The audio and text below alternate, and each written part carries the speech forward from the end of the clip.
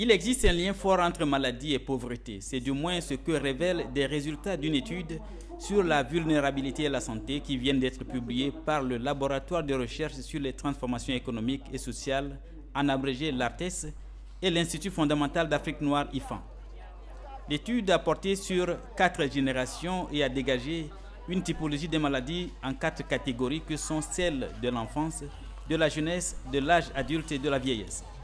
L'enquête a ciblé 1200 ménages en milieu rural. On essaie de voir en fonction les jeunes, les adultes et les personnes âgées, combien de temps ils ont passé dans les maladies et quelles sont les variables qui ont été déterminantes pour chaque type, pour chaque génération. Ça, c'est la première méthode. La deuxième méthode, elle permettait de voir, on a différents types de pauvreté qu'on a eu à mettre en œuvre. Il y a la pauvreté, la non-pauvreté, la pauvreté transitoire et la pauvreté chronique.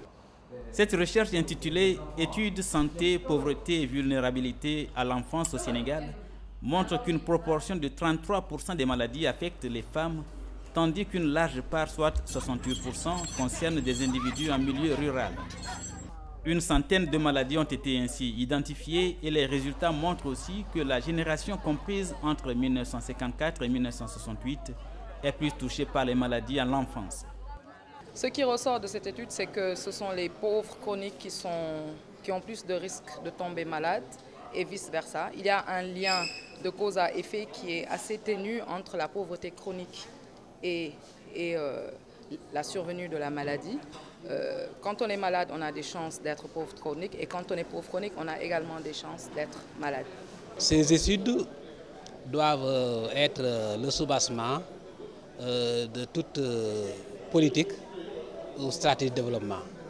Parce qu'une stratégie, pour être pertinente, doit s'adosser sur une étude fouillée et basée sur une analyse pragmatique. Ces résultats visent logiquement à servir d'outils d'aide à la décision dans les politiques de réduction de la pauvreté ou plutôt de création de la richesse au Sénégal.